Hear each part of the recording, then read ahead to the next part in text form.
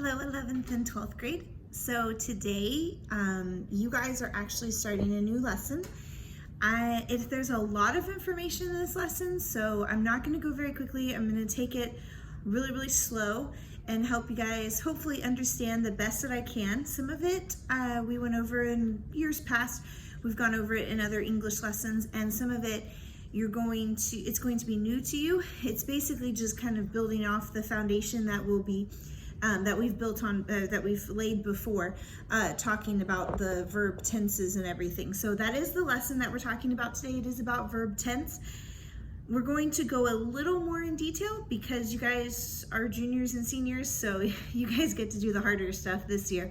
So we're going to go over the tenses of verbs very slowly, very carefully, and we're going to talk about a few extra things that over the past couple of years using the Bob Jones curriculum, we didn't really talk about these things as much. It's kind of something that Becca talks about, so we're going to talk about those things. So you need to get your handbooks out, your blue handbooks, and you need to go to page 61. Page 61 in your blue handbook. We're going to start with section 10.18, and we're just going to talk about the different tenses today. So we're going to start off talking about what a tense actually is. So don't let the word tense confuse you or kind of throw you, because sometimes when we say verb tenses, everybody tenses up and they kind of freak out and they're like, what's a verb tense? A verb tense merely means the time that the verb is happening. So it's the action of that verb. It's the tense, the action of that verb, what's happening when in that, with that verb. So there are 6 tenses, and we're going to talk about all 6 of them today. We start very simply with the present, the past, and the future tense. You guys know those. We've discussed those before. But then we also have the perfect tenses: present perfect, past perfect, and future perfect. And it's not as complicated as it sounds. We're going to talk about it. We're going to break it down. But basically that just means when an action is happening. Is it happening right now? That's the present. Is it going to happen maybe tomorrow? That's the future. Or has it already happened? That's the past. And so we're going to just kind of talk about those things today. So you do need to know 2 special things. You'll see a note on page 61, the progressive and emphatic forms. We did not go over this at all with Bob Jones. This is a new concept for you guys. It's not hard, but it's something that is very important, and I want you guys to be able to understand it. So you need to highlight those specifically. The progressive form shows continuing action, and it's used with all 6 of the tenses. So progressive means like it's happening right now, and then it's continuing its action into the future. That's a progressive tense. And then it is emphatic, which means it shows emphasis. So if you guys like Drake and Josh, I can't say the word emphasis without hearing Drake and Josh in my head. Emphasis, okay? So every time you see the emphatic form, I want you, if you've ever watched Drake and Josh, I want you to think of Drake and Josh, and I want you to think of Josh Peck saying that emphasis. It shows emphasis, and it only works with the present and the past tense. So you're not going to be emphatic about something that's happening in the future. Why do you think that is? Why can't we be emphatic? Why can't we show emphasis on something that's going to happen in the future? Okay, I hope you said, at the risk of looking like Dora the Explorer and blinking at you a couple of times, I hope you said it's because we can't really predict the future. You can't be too emphatic about the future because you don't know what's going to happen in the future. So to add emphasis to a future tense would be kind of confusing. So we can only add it to the present and the past tense. You can emphatically tell us something that happened in the past. You can emphatically tell us something that's happening right now, but it's really hard to be emphatic about the future. That's just, as you grow older, especially, you're going to learn that sometimes your best laid plans get side railed, and you don't mean for them to, but that's just kind of what happens. The Lord sometimes works in mysterious ways, and what you were absolutely certain you were going to do is not what you end up doing. So it's really hard to be emphatic about the future. So remember, progressive tenses mean that it's constantly happening. It's something that's a continuous flow, and it can work with all 6 of the tenses, but emphatic can only work with past and the present. Okay, so that's your note. Don't forget those. Then on the next 2 pages, I would encourage you guys to look at these 2 pages very, very carefully. They are charts to help you understand the different tenses of the verbs. These charts are going to be really, really good for the next few exercises that we're going to be doing. So I want you to really look at these, to really focus on them. Now, when we change verbs from present, past, future, when we change them like that, that's called a conjugation. You are conjugating the verb. And that's just a fancy way of saying you're changing it to go with whatever you happen to be talking about, whatever the action is. That's what conjugating a verb means. So don't get hung up on all these big words and think, we didn't learn this in Bob Jones. We did, but we just learned it a little bit differently.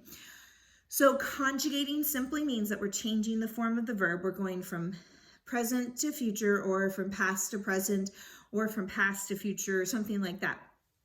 So when it says at the top, conjugation of the verb see, they're going to take you all through the one verb there for the verb see. And please notice, for those of you who know, this is my pet peeve. Whenever you have the word seen, you also have a helping verb. I just wanted to throw that in there because it's very important. All right, you also have on this page the verb be. The verb be is a very important helping verb, a very important auxiliary verb. It shows you all 6 tenses of that as well. It's going to be very, very helpful for you guys as you are going over conjugating these verbs. And then they also show you the helping verb do, and they conjugate that one for you. Now, why did they do this? It's to help you because those are your 3 most used helping verbs: have, be, and do. Those are your 3 most used verbs, most used helping verbs. You're going to use those more than you're going to use any other verb, any other helping verb. You might use another helping verb, but those are the 3 that you're going to use the most. So they want to make sure that you understand how to use those correctly with each tense of the verb. So the 6 tenses indicate the time of the action or condition expressed by the verb. The names of the tenses generally represent the actual time of the action or the condition, but not always. Because this is English, and what would English be without a few exceptions to the rule? Yay! Okay, so for example, the present tense, I leave for Tampa tomorrow. Technically, you're talking about something that hasn't happened yet, but your verb is still in the present tense. And that is because the action is taking place in the future, but it still needs to be the present tense of the verb. You could say, I will be leaving for Tampa tomorrow. That would work. But if you just say, I leave for Tampa tomorrow, that works too. And even though it's the present tense of the verb, it's being used for a future reference. Don't let that confuse you. Sometimes the verbs do that. So just know your verbs, know how the verb is being used and what tense it's in, and then that will help you with your confusion, okay? So the present tense, let's break down the tenses. We're going to talk about them, and hopefully it will help you with what we're doing. So the present tense, let's talk about it. It is what's happening right now. It is occurring. It is an action that is occurring. It is a condition that exists right at this moment in history. That is the present tense of the verb. Mr. Keith drives a truck. So Mr. Keith is driving the truck as we speak. That is his job. That is his vocation. That is what he does. That is happening right now. That is a present tense of the verb. Mr. Baker is traveling to Ohio. Now this is progressive. The action is continually occurring. He is traveling. The traveling is happening as we're talking about it. But that's what he's doing right now. If you were to call Mr. Baker on his cell phone, he would be traveling to Ohio right now, driving. Maybe not right now with the pandemic, but they didn't have the pandemic going on when they wrote these sentences. Jack is the president of his class. Right now, Jack is the president. That is his position. He is holding it. Right now, that's happening. I do like both spinach and broccoli. Okay, some of you just went, oh, I actually do like spinach and broccoli. But that's something that's a condition that is existing within me right at this moment. Right at this moment, I like both spinach and broccoli. Now, everyone knows as you get older, your tastes change. When I was a little kid, I hated spinach. I hated it so much. It was so gross. I would eat it, but I didn't really like it. Broccoli, I've always kind of liked broccoli. I don't like the way it smells when it's cooked. Oh, it smells awful. Your house smells so gross after you cook broccoli. But but as a kid, I wasn't as crazy about them. But now, as an adult, right now, I like them. That is the condition that is existing within me at this moment.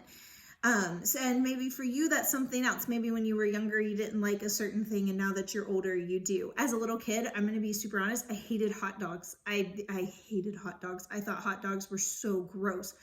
But as an adult, I like one type of hot dog. I like Nathan's hot dogs, and that's the only type of hot dog that I like. I'm super picky. If we go to the ballpark or something, I'm like, no, thanks. I don't need to. I'll eat nachos or something, but not a hot dog. So I'm still kind of picky about it. But as a kid, I hated hot dogs. My brother would eat them for lunch, breakfast, lunch, and dinner, and he'd eat them every day. And I'm like, oh no, please, gross. I can't stand it anymore. So the present tense does have some special uses. So we have the present tense. Obviously, it's stuff that's happening or a condition that exists right now. But there are some special issues with the present tense. And one of them, the present tense is used to indicate something that is a universal truth, something that does not change, something that cannot change. For instance, in Columbus's day, some did not believe that the earth is round. Okay, now this would seem to contradict keeping everything in the proper tense, but because the earth is round and because that is a universal truth, something that we know, then it has to be in the present tense. So if it's a universal truth, something that everyone knows, not an opinion, but something that is a universal truth, then it has to be in the present tense. So that's one thing. The present tense, along with an adverbial modifier, may be used to indicate a future action. His plane arrives in the morning. Okay, so because we have the present tense verb and an adverb phrase, we get to use the present tense for something that hasn't happened yet, for a future activity. So, but the clue for that is that it has to be a present tense verb with the adverbial phrase. Those two things have to go together or this rule does not apply. So if you only have the present tense of the verb and something that's happening in the future without the adverbial phrase, then that cancels out this rule, okay? Then we have the past tense, and I'm actually going to split this into 2 lessons because trying to upload a 20-minute video takes forever. So I'm going to actually split this into 2 lessons. So I'm going to hit past, future, and present, and then the perfect tenses. I'm going to hit those in the next video. So watch the next video. It'll be a continuation of this one, okay? All right, bye guys.